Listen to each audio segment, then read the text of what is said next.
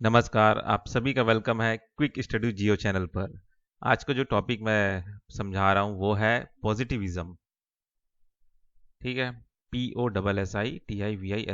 ठीक है, पॉजिटिविज्म। तो अब जानते हैं ये क्या होता है। It is a philosophical movement characterized by an emphasis on science and scientific method as the only source of knowledge। ये एक ऐसा फिलोसफिकल मूवमेंट है जो फोकस करता है साइंस पे, डेटा पे, एक्सपेरिमेंट पे, साइंटिफिक मेथड पे।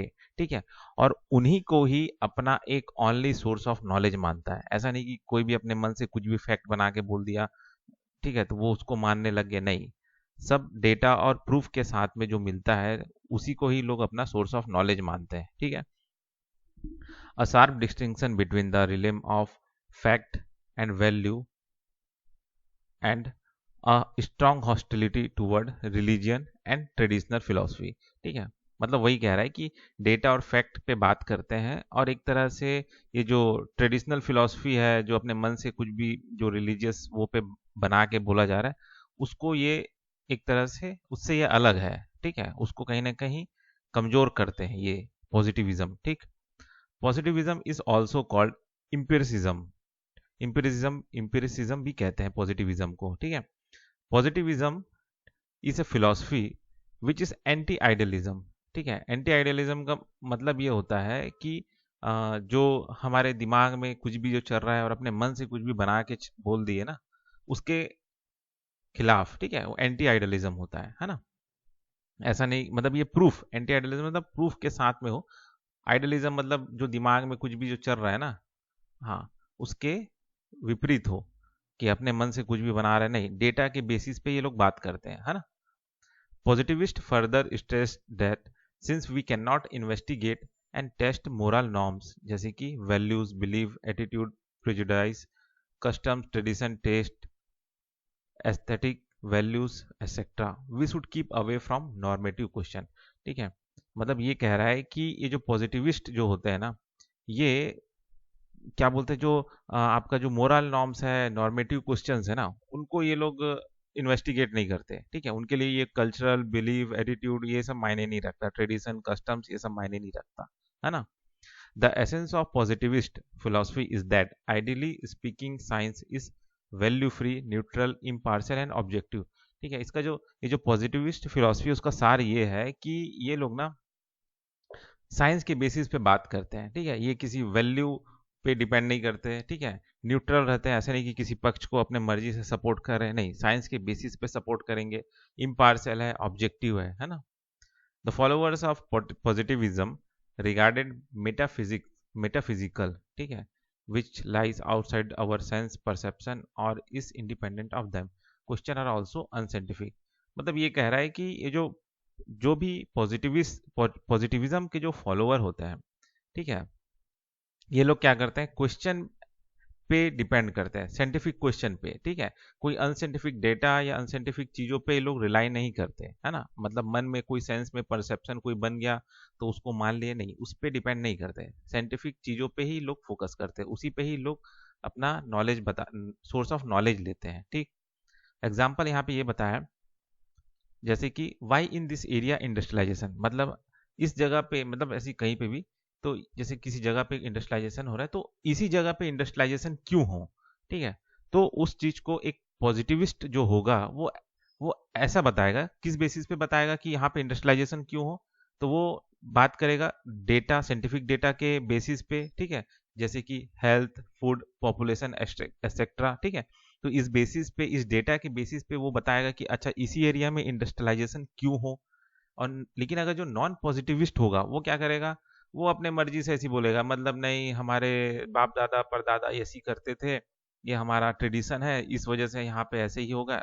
ये बिना साइंटिफिक डेटा के ये लोग बात करते हैं। ठीक है, तो वो हो गया आपका नॉन पॉजिटिव। ठीक है, तो ये एक एग्जांपल हो गया पॉजिटिविज्म का। नॉन अच्छा, ये तो चलो हो गया, ये वाला पहले बता दिया मैंने। ठीक है, फैक्ट्स स्पीक फॉर देमसेल्फ। ठीक है, मीन्स फोकस ऑन फैक्ट्स। ठीक है, पॉजिटिविस्ट जो होते हैं वो ये मानते हैं कि जो फैक्ट जो होता है ना, वो अपने आप ही सच बताता है। ठीक है, इसलिए इसलिए ये मानते हैं कि हमें फैक्ट्स पे ही फोकस करना चाहिए, डेटा पे ही फोकस करना चाहिए। ठीक है, August Comte during 1830 after French Revolution emerge the concept of positivism. ठीक है, तो अगस्त कॉम्ट करके थे, उन्होंने 1830 में फ्रेंच रिवॉल्यूशन के बाद में ये पॉजिटिविज्म का जो कॉन्सेप्ट है उसको निकाला। ठीक है, क्रिटिसिज्म क्या हो रहा था इस चीज को लेके, पॉजिटिविज्म को लेके? क्रिटिसिज्म ये था कि it does not give importance to human values, cultural tradition. ठीक है, मतलब ये ह्यूमन वैल्यूज को, कल्चर को, ट्रेडिशन को कोई इंपॉर्टेंस देते नहीं थे। ठीक है, example, earlier time any village are spread around a temple it's value and culture. जैसे पुराने समय में मंदिर जहाँ पे रहता था उसके अराउंड जो गांव वाले थे वो बसते थे इस तरह से। ठीक है, अब बीच में आपका मंदिर है। ठीक है, इसके पीछे ऐसा कोई वो नहीं था कि क्यों बस रहे हैं, तो ये एक उनका वैल्यूज था। ठीक है, इसलिए वो लोग मंदिर के इर्द गिर्द सब बसते थे।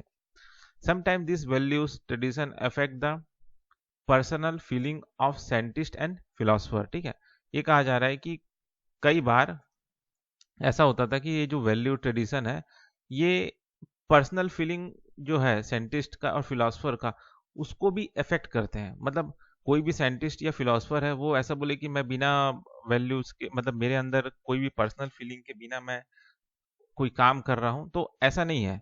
कई बार उनके काम में उनका जो पर्सनल फीलिंग है, उनका कल्चर या उनका जो वैल्यूज है वो भी उनको अफेक्ट करता है, ये कह रहे हैं। ठीक है, ये क्रिटिसिज्म हो गया। ठीक है, तीसरा क्रिटिसिज्म ये है, social science and natural science have difference. ठीक है, मतलब ये कह रहे हैं कि जो सोशल साइंस है और जो नेचुरल साइंस है उसमें अलग है। ठीक है, एग्जाम्पल क्या दिया, any population increase is also due to old and tradition and values. ठीक है, एग्जाम्पल यहाँ पे ओल्ड यूरोपियन कल्चर और ओल्ड इंडियन कल्चर कहा है। ठीक है, तो ये क्या कहना चाह रहा है कि पहले के समय में जैसे लोग क्या थे कि मतलब ये वैल्यूज को सपोर्ट कर रहा है ना। तो पहले जो यूरोपियन जो ओल्ड कल्चर था, ठीक है, और पुराने टाइम में इंडियन जो ओल्ड कल्चर था, उस टाइम पे जो जैसे पॉपुलेशन जो इंक्रीज हो रहा था, ठीक है, यूरोपियन कल्चर में जो पॉपुलेशन इंक्रीज हो रहा था, इंडियन कल्चर में पॉपुलेशन इंक्रीज हो रहा था। ठीक है, तो उनका जो पॉपुलेशन इंक्रीज होने का जो कारण था पुराने समय में, उनका वैल्यूज था। ठीक है, अलग अलग वैल्यूज था। जैसे कि जो यूरोपियन थे वो भगवान पे भरोसा करते थे और ये मानते थे कि ये भगवान का देन है, इसलिए वो बच्चे पॉपुलेशन को बढ़ाते थे। ठीक है, लेकिन इंडिया में पुराने टाइम में ओल्ड इंडियन कल्चर ऐसा था कि उस समय पे ज़्यादा बच्चे इसलिए लाते थे क्योंकि उस समय पे चाइल्ड डेथ, हंगर, भूखमरी जो है, ठीक है, बीमारी की वजह से मरना, ये सब बहुत होता, अकाल की वजह से मरना, है ना। तो क्या होता था कि वो लोग 6-7 बच्चे ला दिए, अब उसमें से बड़े मुश्किल से 2 या 3 या 1 या 2 ही सरवाइव कर पाते थे, वरना बाकी सब या तो बीमारी में मर जाते थे या भूखमरी में मर जाते थे। ठीक है, ऐसा हो जाता था। ठीक है, तो आप देख सकते हैं कि यूरोपियन कल्चर में पॉपुलेशन बढ़ने का कारण उनका कुछ अलग वैल्यूज था, इंडियन कल्चर में कुछ अलग वैल्यूज था। ठीक है, तो यहाँ पे देख सकते हैं, तो यहाँ पे डेटा के आधार पे नहीं बात हो रही है, यहाँ पे वैल्यूज को देख रहे हैं, मतलब अहमियत दिया जा रहा है ना। तो यही चीज एक क्रिटिसिज्म है। ठीक, तो तो बस इस टॉपिक में बस इतना ही है पॉजिटिविज्म में। आशा करता हूँ कि आपको ये टॉपिक समझ में आया होगा। ठीक है, तो बस इस टॉपिक में इतना ही, फिर मिलते हैं नेक्स्ट वीडियो में।